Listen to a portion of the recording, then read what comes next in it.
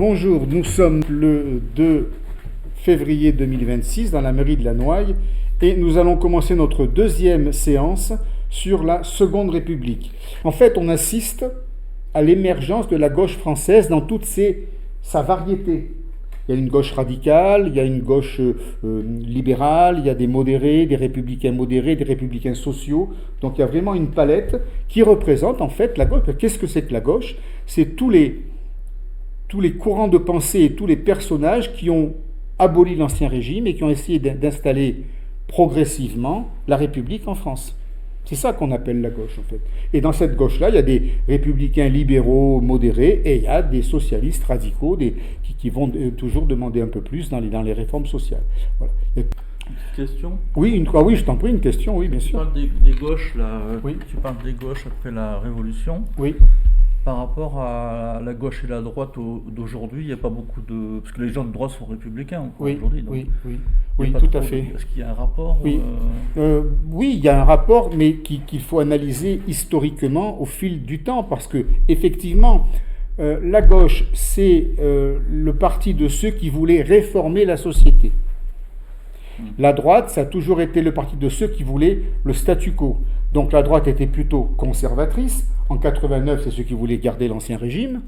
Et la gauche, c'était ceux qui voulaient abattre l'Ancien Régime. Voilà. Donc la gauche a toujours été réformatrice, jusqu'à même révolutionnaire ensuite. Et la droite a toujours été plutôt conservatrice. Et ces deux caractéristiques se suivent, mais l'avancée sociale de la société fait que les gens de droite aujourd'hui étaient les gens de gauche d'hier. Puisque quelqu'un de républicain favorable au suffrage universel, favorable aux prestations sociales, chômage, maladie, retraite, etc., aujourd'hui c'est tout à fait normal et puis personne ne le remet en question, mais ça c'était une gauche radicale il y a un siècle. Donc gauche et droite continuent de coexister.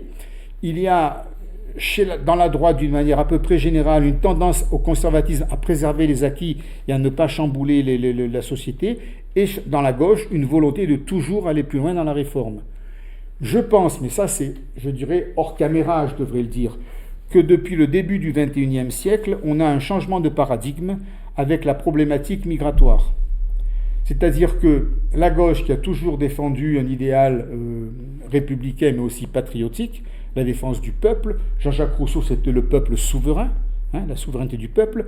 Aujourd'hui, en ouvrant le peuple français à l'ensemble de la planète, on n'est plus dans la notion de peuple. Et donc, le paradigme s'effondre. Il faudrait aujourd'hui redéfinir ce qu'est une gauche et une droite. Aujourd'hui, la droite, c'est peut-être ceux qui veulent donner une priorité nationale. Je rappelle que Jean-Jacques Rousseau est l'inventeur de la priorité nationale, j'y reviendrai peut-être un jour. Et la gauche, c'est ceux qui veulent ouvrir, je dirais, les acquis républicains à l'ensemble de la planète. Je ne sais pas comment la définir, parce qu'on voit aujourd'hui à la télévision, ça n'a plus grand-chose à voir avec la gauche traditionnelle. Donc je pense qu'il y a un changement de paradigme récent, dont nous sommes les témoins, nous. On n'a pas le grand théoricien aujourd'hui, peut-être pour théoriser tout ça, mais il me semble que les paradigmes sont en train de changer. Mais jusqu'au début du XXIe siècle, on est sur ces critères-là. La droite est plutôt conservatrice et la gauche est plutôt réformiste. Voilà comment on peut les caractériser. Je ferme la parenthèse parce qu'après on va rentrer dans le débat contemporain et ce n'est pas le but quand même de la séance. Alors justement, mais pour faire appel tout de même à une question contemporaine, je voulais faire un aparté au sujet de Fourier et de Jung. Alors c'est anachronique puisque Jung, bien sûr, c'est un siècle après Fourier. Jung bénéficie de l'apport de Freud, alors que Fourier, partisan de la communauté du phalanstère et donc de l'harmonie par la communauté, n'avait pas les outils que Freud a apportés ensuite sur la psychologie humaine. Donc il faut relativiser. Mais Fourier et Jung sont des individus qui prônent une sorte de... Alors Fourier, c'est la réconciliation avec les pulsions, avec les passions humaines. Fourier dit qu'il faut faire confiance aux passions humaines et que si on met 400 familles dans un ensemble qui va appeler le phalanstère et qu'on organise le travail d'une manière à peu près correcte, ces gens-là vont évoluer harmonieusement et les partisans, pas d'une thérapie, mais d'une éducation des gens par le collectif, par la communauté, par l'organisation collective. Dans un petit périmètre, c'est-à-dire 400 hectares, 400 familles, 1600 personnes. C'est les dimensions du phalanstère. Jung dit quoi?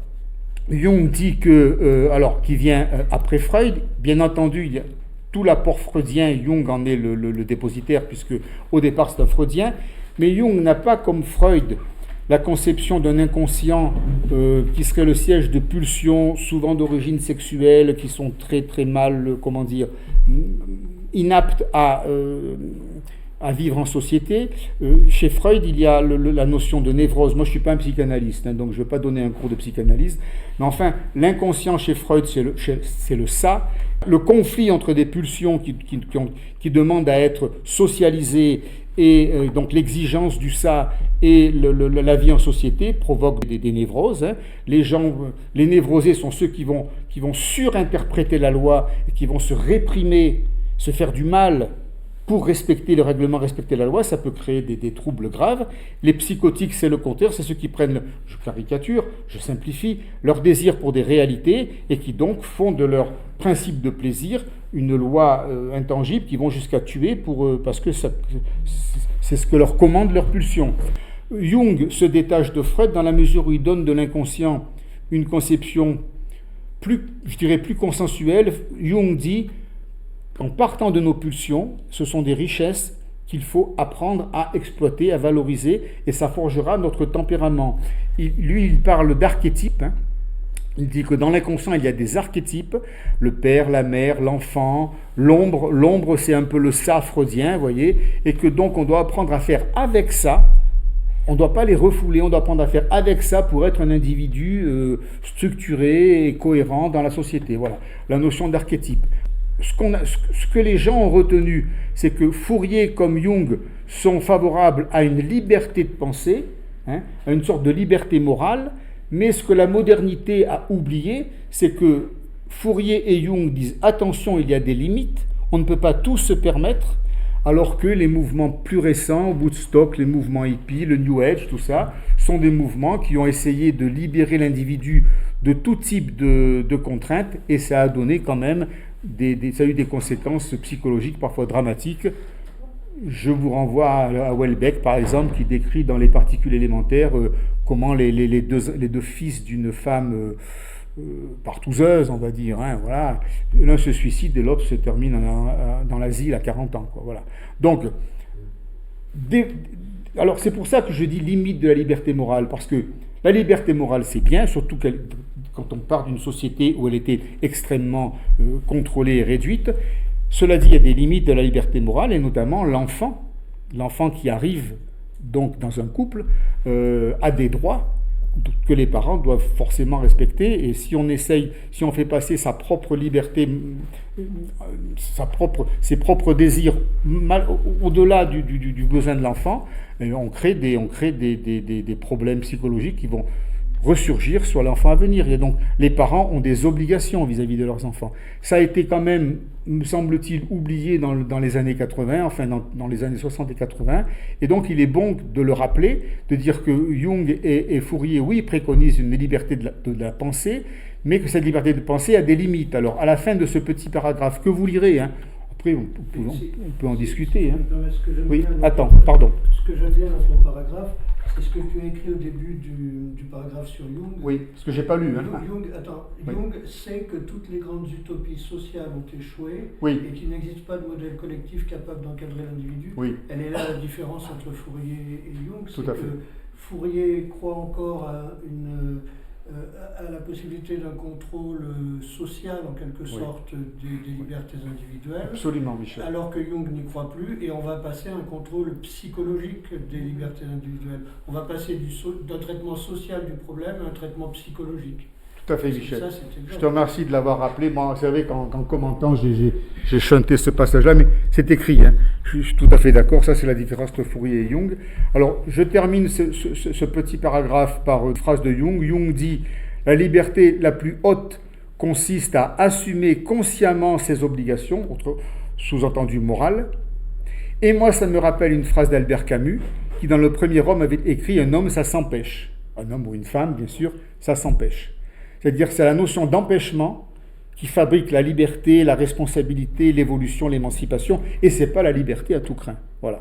Au début, j'ai mis à la tête du chapitre limite de la pensée, limite de la liberté morale, parce que effectivement, la pensée de gauche qui va dire on va libérer l'individu, à un moment donné, va rencontrer des limites, et c'est ces limites-là qu'il ne faut pas transgresser. Voilà.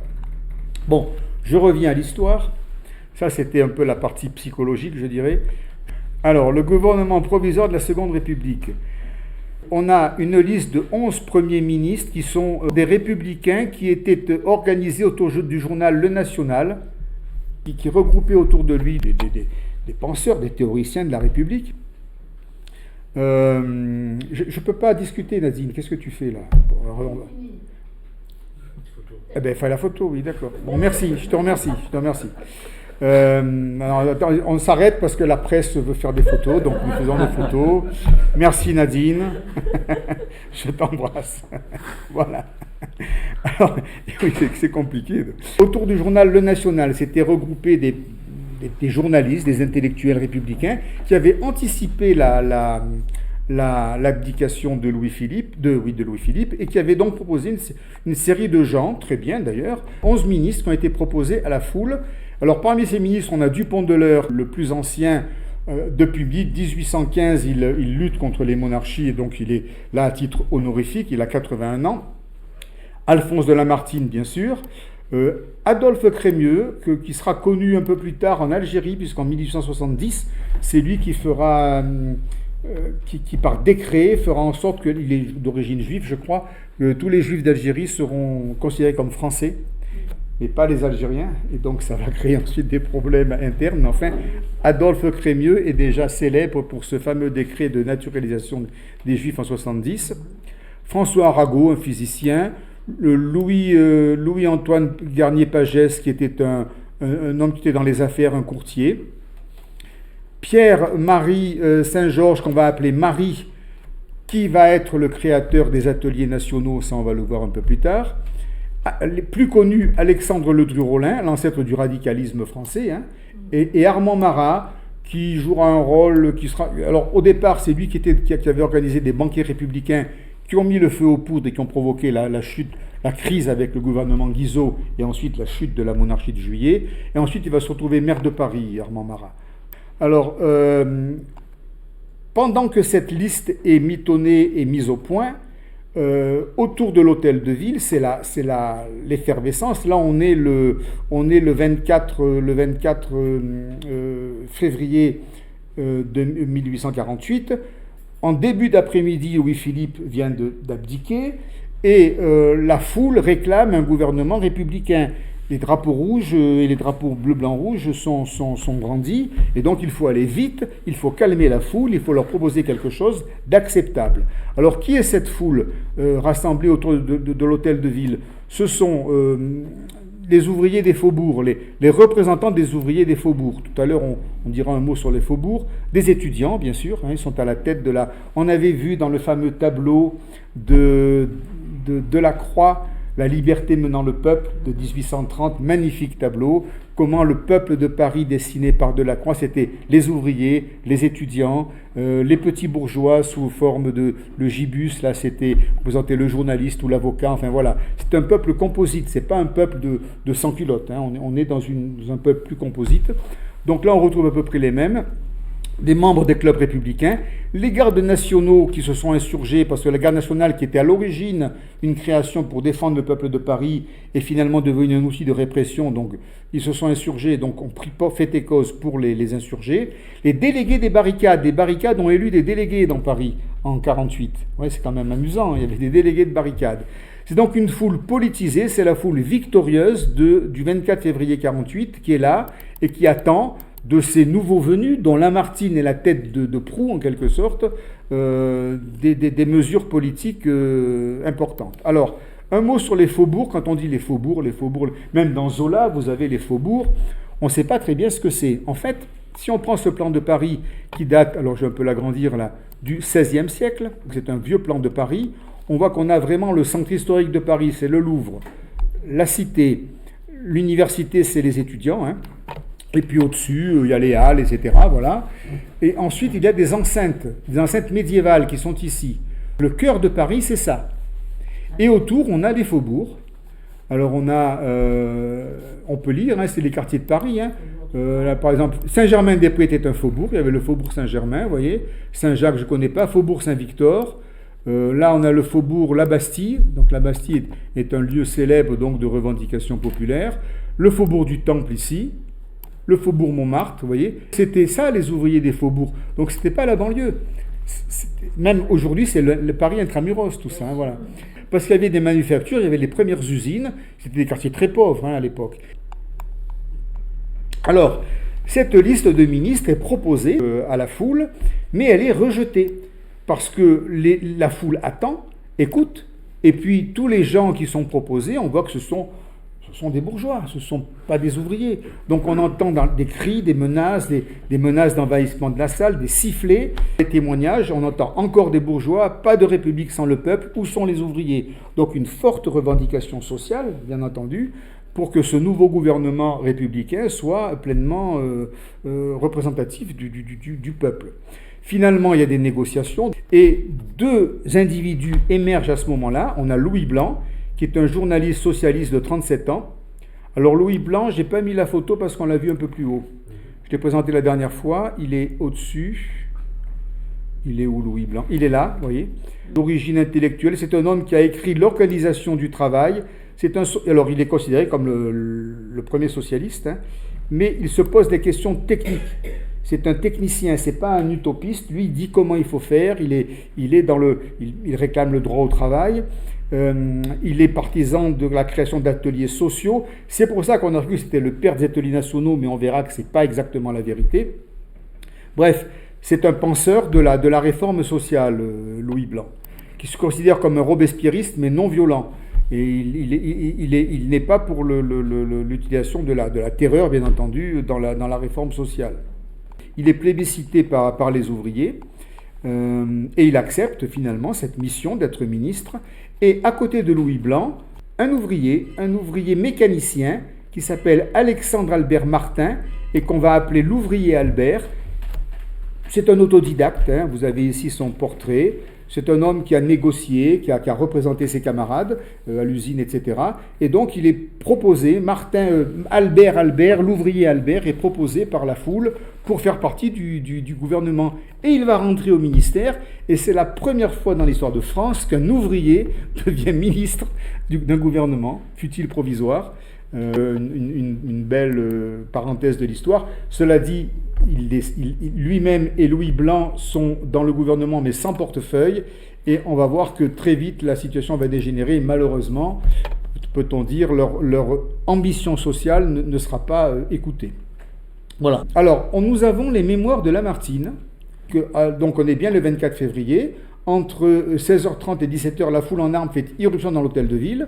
L'hôtel de ville, c'est ça, c'est un lieu magnifique. Ça, c'est la salle des conseils. Elle est toujours pareille d'ailleurs, mais à l'époque, elle ressemblait déjà beaucoup à ça.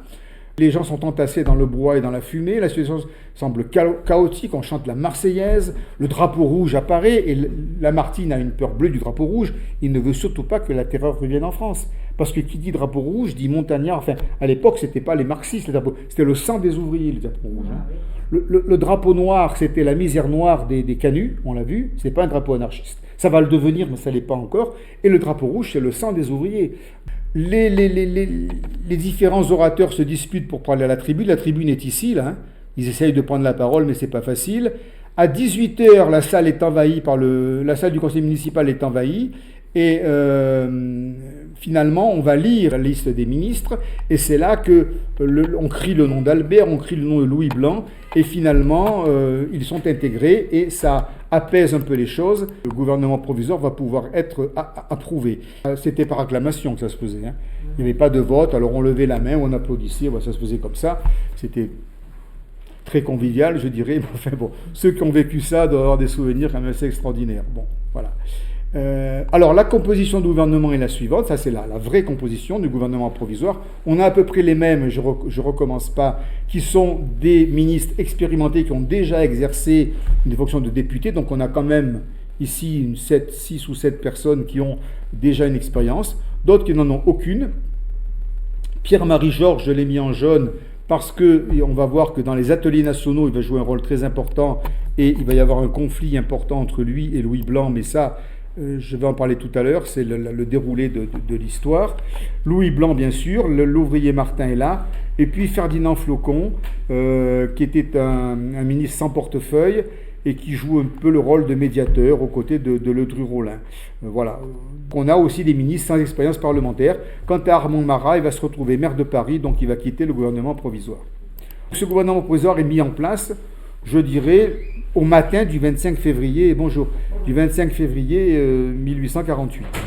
Et c'est là que, ce 25 février, à nouveau devant la foule qui défile avec le drapeau rouge, Lamartine, depuis son estrade, dit ceci: le drapeau tricolore, le drapeau rouge a fait le tour du champ de Mars, le drapeau tricolore a fait le tour du monde avec nos gloires et nos libertés. Donc le lyrisme de Lamartine finit par séduire finalement les ouvriers, et on accepte donc que le drapeau tricolore soit approuvé comme drapeau de la République. Voilà.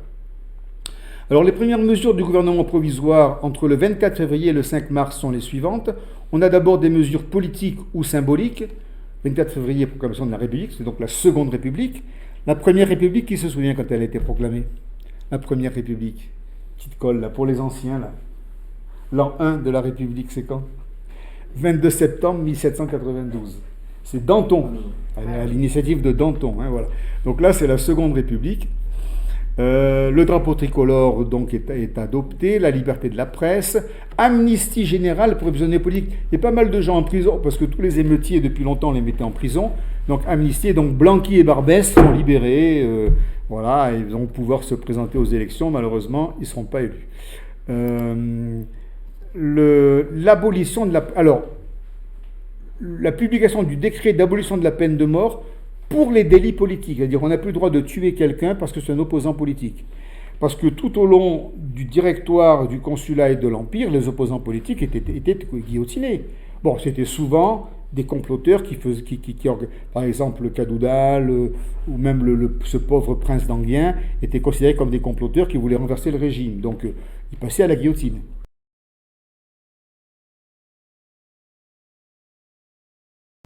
Là maintenant, on n'a plus le droit de guillotiner, de mettre à mort les opposants politiques. Donc c'est l'abolition de la peine de mort pour la partie politique. Et le suffrage universel masculin, ça c'est important, parce que c'est la première fois. Masculin. Masculin. Bon, mais c'est quand même important, on passe de 240 000 électeurs à 9 millions d'électeurs. C'est une réforme qui va dans le sens de ce que voulait Jean-Jacques Rousseau quand il parlait de souveraineté populaire. C'est quand même un pas immense vers la souveraineté populaire. Et parce qu'avant, qui pouvait voter? Alors avant le suffrage universel, c'était le suffrage censitaire, c'était les propriétaires qui payaient l'impôt. Ah, d'accord. Et le cens était assez élevé, ce qui fait que les propriétaires qui n'étaient pas très riches ne votaient pas. C'était vraiment les riches qui votaient. On avait vu le nombre, c'était l'équivalent de 11 ou 12 000 euros d'impôts actuels par an. Alors oui, on est allé de 90 000 à 240 000 votants au fil des réformes sous le régime censitaire. Donc c'était une infime partie de la population. Et là, on passe à 9 millions d'électeurs, qui est donc le nombre d'hommes majeurs en France. Majeur, c'est ça. Oui, majeurs. Ça ressemblait un peu au conseil de la paix de M. Trump qui veut faire payer $1 milliard au pays pour diriger le monde. Alors là, j'avertis l'Arcom que tu es responsable de tes paroles et je ne veux pas me faire endosser. Ça me rappelait ça. On ne parle pas de Trump. C'est Jérôme qui a fait cette déclaration. Voilà. Bon, peut-être, tu as peut-être raison, je ne sais pas. Bon, la déclaration des libertés et la réunion d'association est également proclamée, donc on a une série de mesures symboliques et de mesures politiques. 3 mesures sociales cependant sont à souligner. D'abord, on proclame l'existence du droit au travail. Le droit au travail, c'est très important parce qu'avant le droit du travail, il y a le droit au travail. On considère que ne pas avoir de travail, ce n'est pas normal, et donc c'est l'ancêtre du chômage. Vous n'avez pas de travail, donc on va vous aider financièrement pour vous aider à trouver un emploi. Voilà. Ça s'appelle le droit au travail. Le droit du travail, C'est à l'intérieur du travail. Voilà, et le droit du travail, c'est une fois qu'on a un travail. Tout à fait. Donc le droit au travail est reconnu, c'est-à-dire que l'État veut garantir l'existence de l'ouvrier, donc c'est vraiment existentiel, comme on ne va pas les laisser mourir. Mais on va voir que ça va être compliqué et qu'on ne va pas vraiment y arriver. La création des ateliers nationaux, ça c'est une mesure qu'a prise Marie. Marie était ministre du Travail, je ne me souviens plus, on l'a vu tout à l'heure. Il est où, Pierre-Georges Marie, voilà, avocat engagé, il est ministre des Travaux publics. Et donc il met en place les ateliers nationaux. C'est quoi les ateliers nationaux? On va en parler. Ça va venir dans le programme là. Et la création de la fameuse commission de Luxembourg, ça c'est pour faire plaisir à Louis Blanc. On lui dit, puisque tu as des propositions à faire, on va créer une commission, tu vas être le président de cette commission avec l'ouvrier Albert, et vous allez discuter entre vous pour faire des propositions, une commission, faire des propositions au gouvernement pour des mesures sociales. Alors pourquoi le Luxembourg? Parce que ça se fait au Palais du Luxembourg, on va voir tout à l'heure le lieu. Donc c'est l'ancienne chambre du Sénat qui était la chambre des pairs. Donc un lieu très prestigieux. Les républicains sociaux, ceux qui veulent des réformes sociales, vont se réunir autour de Louis Blanc et de l'ouvrier Albert pour faire des propositions sur les réformes sociales dont la France a besoin. Là, on est dans le social. Ces 3 mesures sociales sont importantes. Droit au travail, ateliers nationaux, commission du Luxembourg. Alors, la très symbolique commission du Luxembourg, voilà où elle se réunit, au Palais du Luxembourg. Donc c'est un lieu prestigieux qui fait très plaisir à ceux qui viennent s'y réunir, parce que c'est quand même, c'est la chambre des pairs qui était sous la monarchie de Juillet. La commission du Luxembourg est créée le 26 février, donc ils ne perdent pas de temps. C'est une commission consultative, bien sûr, qui doit faire des propositions au gouvernement sur les réformes à entreprendre. Et ça répond aussi à une crainte des libéraux qu'on bascule vers une république sociale, puis insurrectionnelle. On leur donne cette os à ronger, je dirais, en espérant que ça se passera bien. Mais on va voir qu'il y aura une déception ensuite derrière qui va ensuite malheureusement envenimer les choses. C'est un signe de reconnaissance. La commission travaille tous les jours et elle travaille beaucoup. Et c'est une sorte de parlement du travail. Plusieurs métiers sont représentés, des accords sont trouvés dans la durée du travail. On décide de ne pas travailler plus de 10 heures à Paris et plus de 11 heures en province par jour. La commission préconise le développement de coopératives de production pour que donc les paysans, les producteurs se coordonnent, et lance l'idée d'un crédit public pour soutenir les associations ouvrières qui étaient des caisses de solidarité, qui sont les ancêtres des syndicats, en fait. Voilà. La commission du Luxembourg va incarner un immense espoir social, c'est l'esprit de février 48. Donc si on veut résumer l'esprit de février 48, c'est Lamartine et la commission du Luxembourg. C'est le symbole de l'espoir de cette période. Là, on était dans 1848, l'espoir, je l'ai écrit tout en haut en titre, et on va arriver dans 1848, l'échec, c'est-à-dire, alors ça va vite, février, mars, avril, mai, donc l'espoir ça va durer 15 jours. Mars, avril, mai, la République va se heurter au réel, et le réel va être difficile à gérer. Je regarde l'heure, il est 11h15, 15h11, pardon. Donc je voudrais finir dans une dizaine de minutes avant, parce qu'on fait une pause après. Vous avez droit à la pause avec les crêpes. Les crêpes de Régine. Bon, alors, pendant que la commission débat, et donc c'est pas dans la commission que ça se passe, pendant que la commission débat, le ministre des Travaux publics, Marie, donc en dehors de la commission, met en place un vaste projet qu'on appelle les ateliers nationaux. Alors, son objectif est de contenir c'est un objectif d'urgence, les ateliers nationaux. C'est contenir le chômage. Les ouvriers veulent du travail, on va leur en donner tout de suite, et on va leur donner 2 francs par jour de salaire. Ça, c'est l'intention. Ensuite, comment on va organiser ça? On dit, ils vont chacun s'adresser à leur mairie d'arrondissement, puisque c'est dans la proximité, évidemment. Ils vont s'inscrire, on va leur donner 2 € et on va ensuite leur demander d'aller à tel endroit dans Paris pour travailler avec une brouette, des pelles et des pioches. Bien. Le problème, c'est que les travaux n'ont pas été préparés, on ne sait pas ce qu'on va leur faire faire. Il n'y a pas d'organisation, d'encadrement, et surtout, on n'a pas prévu l'immense afflux que ça va provoquer, parce que des milliers d'ouvriers vont se précipiter dans les mairies, s'inscrire pour avoir leurs 2 francs, les malheureux. À l'époque, le kilo de pain, c'était 30 centimes. Donc c'était déjà une bonne partie du salaire journalier pour nourrir une famille d'ouvriers. Et donc très très vite, le dispositif va être submergé. On va arriver jusqu'à 100 000 inscrits rien que pour Paris, hein, en quelques jours. Et alors on ne sait plus quoi leur faire. Le système est débordé parce qu'on n'a pas anticipé quels travaux. Alors, c'est des travaux de voirie, oui, mais quoi? Alors, on leur fait creuser des tranchées, ensuite reboucher des tranchées, déplacer des gravats. C'est ce qu'on faisait un peu à l'armée, oui. Ça me rappelle un peu l'armée. Voilà. Une bonne intention, mais une bonne intention mal préparée, qui va vite devenir un problème à Paris, parce que les ouvriers, finalement, on en met 20 dans un endroit où 4 suffiraient. Donc ils se disputent la brouette, chacun vous tirez la brouette, comprenez? Bon, la pelle, la pioche, on en a 2, 3 qui ont des outils, les autres ils ont les bras creusés, ils regardent, parce que sans outils, qu'est-ce que vous voulez faire? Bon, c'est très mal organisé, les ouvriers sont désœuvrés, finalement qu'est-ce qu'ils font? Ils se réunissent entre eux, ils parlent politique, et ça redevient des foyers insurrectionnels, enfin d'agitation, d'effervescence, et donc de politisation. Les ateliers nationaux finalement n'atteignent pas leur objectif, parce que ça va très vite, en quelques semaines, hein, on se rend vite compte que... les ouvriers ne sont pas contents parce que veulent les ouvriers? Ils veulent un travail qui a du sens. Ce qui est fort dans la psychologie paysanne, le paysan qui laboure son champ, qui traite ses vaches, qui s'occupe de ses animaux, son travail a du sens, a un sens profond. Le paysan ne se pose pas la question du sens de son travail. Alors que l'ouvrier, on lui fait piocher, reboucher, déplacer des tas de terre, à quoi ça sert? Et donc le sens du travail se pose vraiment là, pour la classe ouvrière qui ne sont pas contents. Ils disent ils sont pas contents de travailler, ils disent on nous fait travailler pour rien. Ça crée un mécontentement, ça ne les satisfait pas.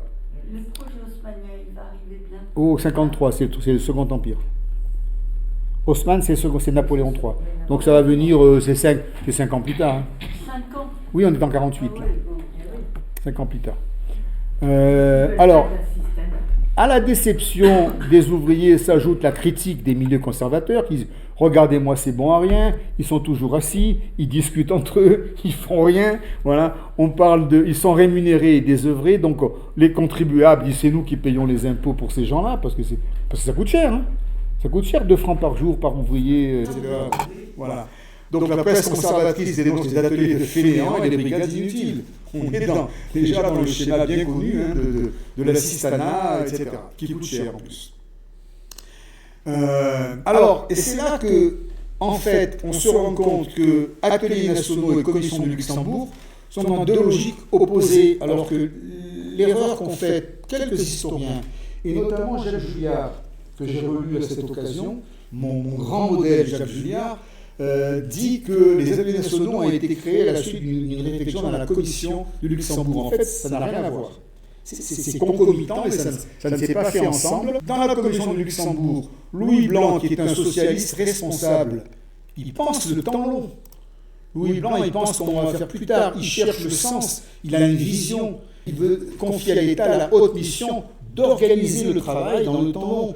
Non, avec justice, pour rendre justice aux travailleurs. Donc il y a une vision authentiquement socialiste, au sens noble du terme, je dirais, de cet objectif politique qui serait de rendre la société plus juste pour les gens les plus modestes. Quant à Marie, lui, il pense tout à fait différemment. Lui, il dit, ils veulent travailler, on leur donne du travail, on va les mettre là, ils vont nous laisser tranquilles, et on attend les élections. Parce que ce gouvernement provisoire n'a qu'une seule hâte, finalement, c'est qu'on organise des élections pour avoir un vrai gouvernement, et on leur passe le bébé, parce qu'ils ne savent pas quoi faire. Une fois qu'on a passé les beaux discours et que Lamartine a fait son effet parce qu'il avait du talent, ensuite, on fait quoi ?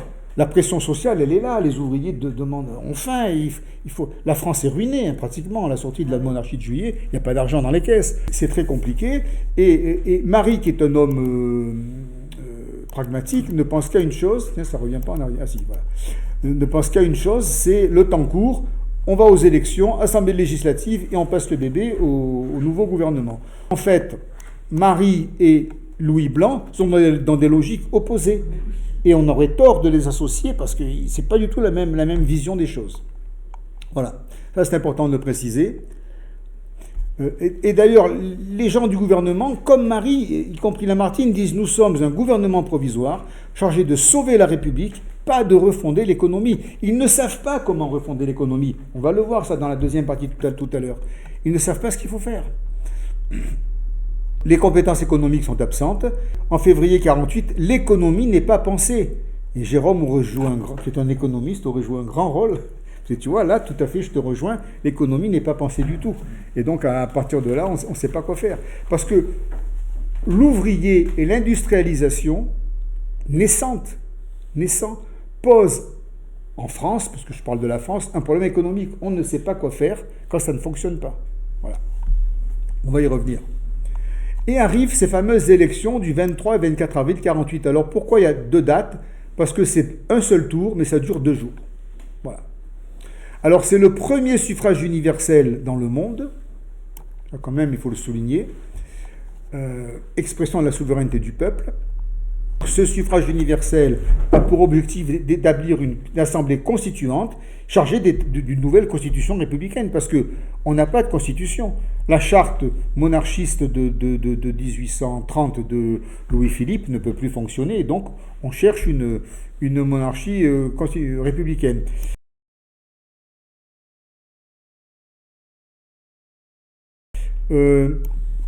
Pour ceux qui prennent des notes, c'est très bien de prendre des notes. Moi, j'ai fait ça toute ma vie. Mais je vous envoie, si vous me donnez votre adresse mail, vous avez le document. Ah, d'accord. Bien. Vous avez tout. Hein. Donc, voilà. Oui. Voilà. Et après, vous avez le livret, en plus. Et après, vous avez l'interrogation écrite. Et on gagne des bons points. Il y a des bons points. Et des bons points. Ah oui, tenez, j'ai oublié, il y a les bons points quelque part. Là. Je les ai pas... Ah, mais attendez, voilà, ils sont là. Alors, je montre à la caméra les bons points. Donc ceux qui me corrigent une faute ont un bon point.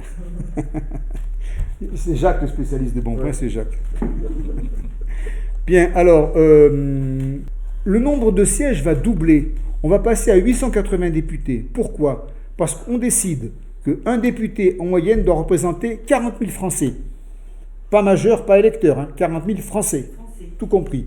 Par rapport à la population, on considère que 880 députés, ça faisait à peu près 35 millions d'habitants, et donc ça correspondait au quota d'un député pour 40 000 Français. Donc, voilà. Ça ne voulait pas dire 40 000 électeurs, hein, parce que dans ces 40 000 Français, seuls vont voter les hommes majeurs. Voilà.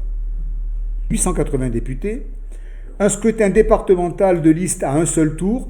Alors le scrutin de liste est intéressant, ce n'est pas la liste, chaque parti fait sa liste, donc c'est une liste de noms, par département, ça se joue par département. Il y a plusieurs listes avec des noms, et ou bien les votants prennent une liste qui les intéresse et la mettent dans l'urne, ou bien ils prennent une liste, ils barrent les noms qu'ils ne veulent pas et ils mettent dans l'urne, ou bien ils prennent un papier blanc, ils écrivent les noms eux-mêmes et ils mettent dans l'urne. Et ce sont ceux qui ont le plus de voix qui sont élus. Voilà. Alors, à titre d'exemple, dans le département de la Seine, qui est un énorme département qui prend, voilà, je l'ai mis ici, qui prend tout Paris, plus, vous voyez, la banlieue, une partie de la banlieue, il y avait 34 députés éligibles sur ce département-là. Voilà.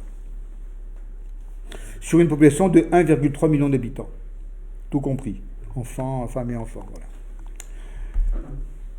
Et on constate aussi, à l'occasion de ce scrutin électoral, que les comportements électoraux vont être différents entre Paris et la province. À Paris, on vote pour des idées. En province, on vote pour des notables. En province, il y a celui qu'on connaît, il n'y a pas de femme, hein. Donc c'est celui qu'on connaît bien, et on vote pour lui. À Paris, c'est plutôt un vote pour les idées. Et là, on va avoir les résultats du suffrage universel, qui ne seront pas ceux qu'on croit.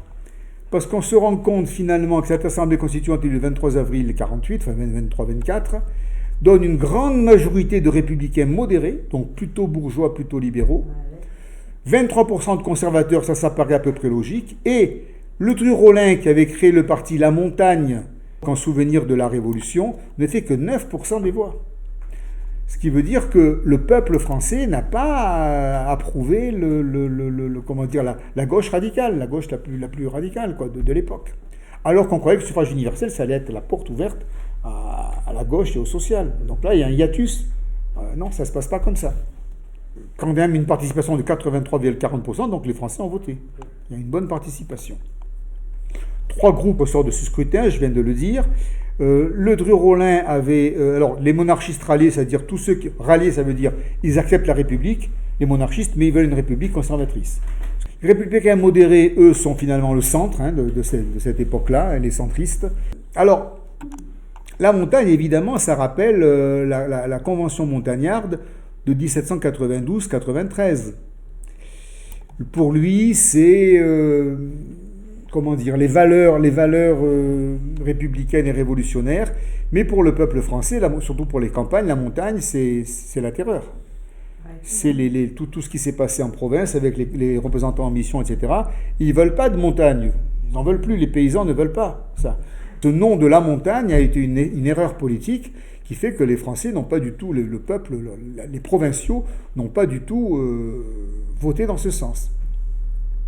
Alors la montagne, ça fait appel, rappelez-vous, pourquoi déjà ça s'appelait la montagne à l'époque en 1792 ? Parce que Jean-Jacques Rousseau, en réponse à les lettres de la plaine qui avaient été écrites par un auteur que j'ai oublié, qui devait certainement être un peu conservateur, avait écrit les lettres de la montagne, il était en Suisse à l'époque, où il mettait en avant l'importance du suffrage universel, l'importance de l'abolition de la propriété privée, voilà, des mesures très sociales, l'égalité, la fraternité, etc. C'était les lettres de la montagne, et c'est en référence à ces lettres de la montagne que les montagnards ont pris cette désignation pendant la Révolution française. En plus, ils étaient sur les strates les plus hautes de l'Assemblée. Alors d'abord, c'était la salle du manège, ensuite c'est devenu l'Assemblée nationale. Donc on pouvait penser aussi que c'était lié à la hauteur. Mais dans l'esprit de Robespierre, c'était quand même bien Rousseau dont il était question. L'aide de la montagne, Robespierre, il connaissait Rousseau. Voilà, bon. Voilà l'origine. C'est repris par Ledru-Rollin. Mais cette notion de montagne, évidemment, va plus inquiéter que rassurer les électeurs. Et on considère que Ledru-Rollin a commis une faute tactique par ce nom, parce qu'évidemment, comme on dit aujourd'hui, c'est tirer une balle dans le pied. Ça va favoriser la constitution de ce qu'on va appeler plus tard le Parti de l'Ordre. Parce qu'on ne veut pas d'un retour à l'insurrection, à la dictature de montagnarde, quoi. La souveraineté populaire sanctionne la gauche. Ça, c'est un scoop, parce que la gauche n'avait de cesse de réclamer le suffrage universel, et le suffrage universel la désavoue. Je parle de la gauche radicale de l'époque. Évidemment, c'est un problème moral. Alors, de grandes égéries, de grandes figures de la gauche comme Armand Barbès et Auguste Blanqui sont battus, ne sont pas élus. Les ouvriers disent de lui, celui qui a tant souffert pour la République est rejeté par le suffrage universel. Les ouvriers ne comprennent pas, mais c'est une logique parisienne. Enfin, ça, c'est une logique parisienne appliquée au résultat du suffrage universel. Blanqui est battu partout où il se présente, ce qui veut dire que la France ne veut pas une république insurrectionnelle, parce que Blanqui, c'était l'insurrection. On l'avait vu, ça. Lui, il ne voyait que par l'insurrection. On ne peut pas dire que ça n'a pas voté. Mais je pense que les campagnes et Paris avaient deux visions totalement différentes. Cette faute tactique de Ledru-Rollin qui isole la gauche referme en fait la parenthèse de février 48, puisqu'avec 9% de montagnards, là, ici, de gauche sociale, on dit gauche, mais à l'époque c'était la gauche sociale, évidemment la parenthèse enchantée de février où on voyait donc une république fraternelle, etc., et égalitaire, va se refermer.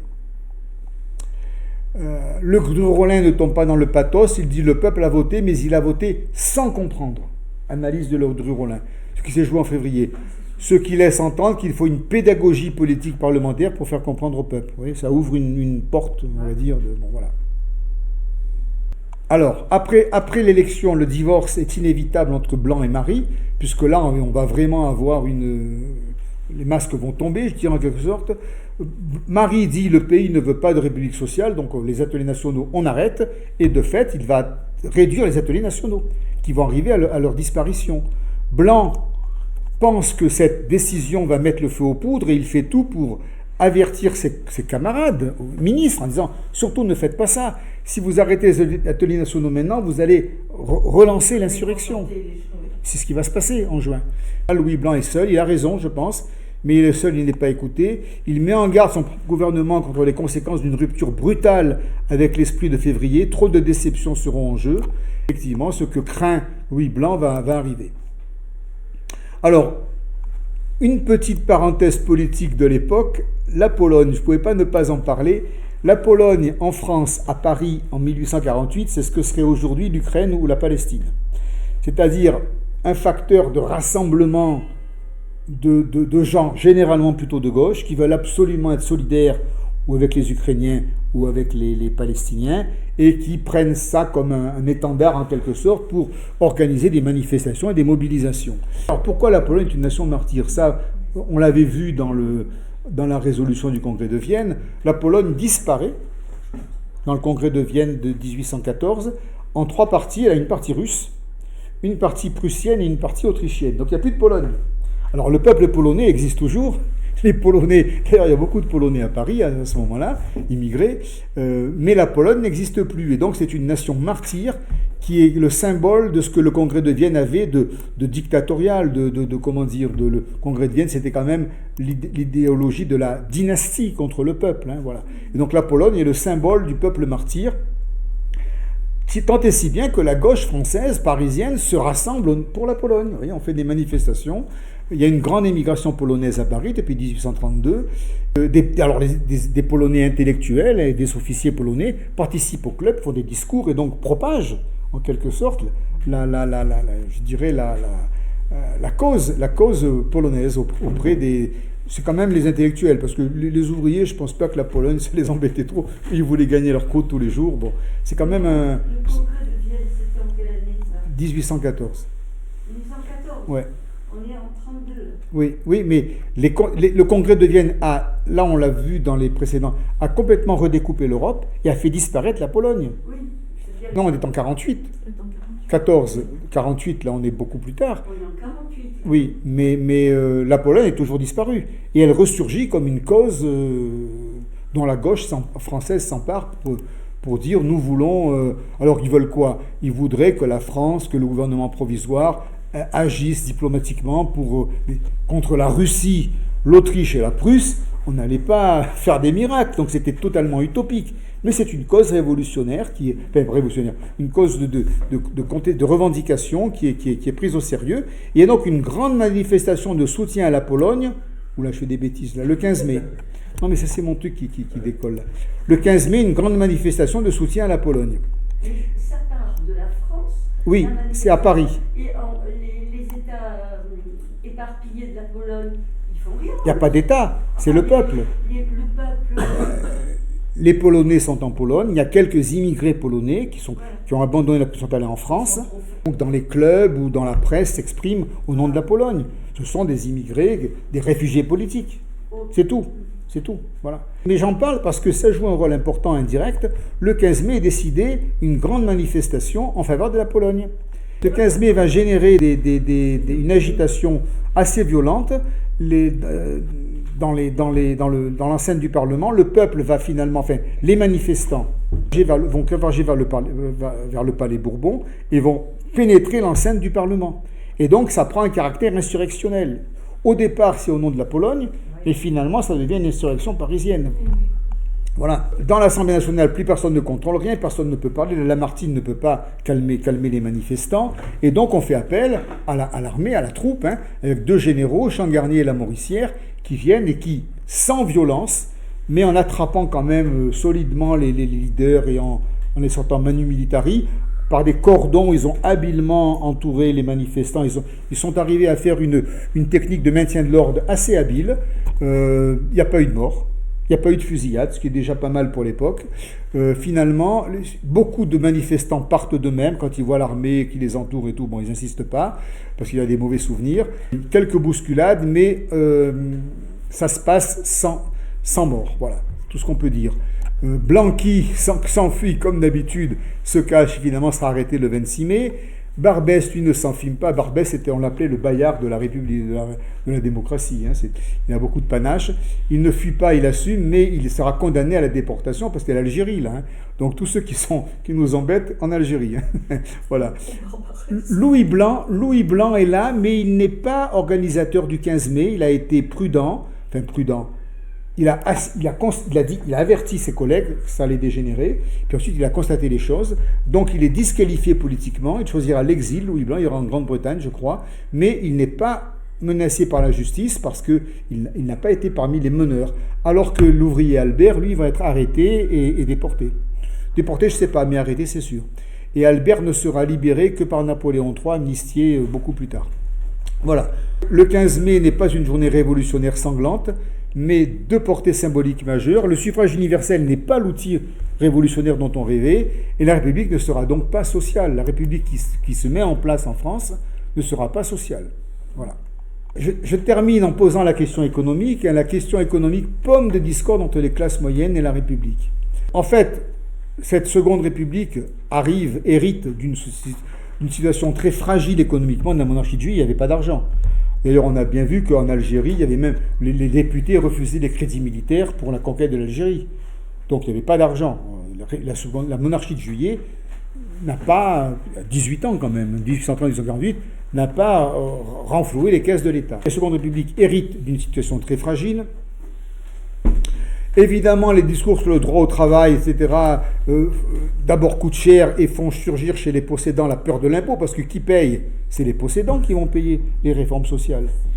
Les paysans, mais aussi les bourgeois. Voilà. Et donc ça, ils ne sont pas trop d'accord. On parle de la spoliation et du socialisme en termes péjoratifs. Les rentiers, les négociants bourgeois aisés retirent leurs dépôts des banques. Ouh là là, ça se passe mal. Parce qu'à l'époque, les gens, ils avaient encore le réflexe du bas de laine. Ils récupéraient leurs sous. Voilà. Les initiatives des ateliers nationaux font que les recettes fiscales sont en chute et que les dépenses augmentent. Donc, dès le mois de mars, il y en a marre là.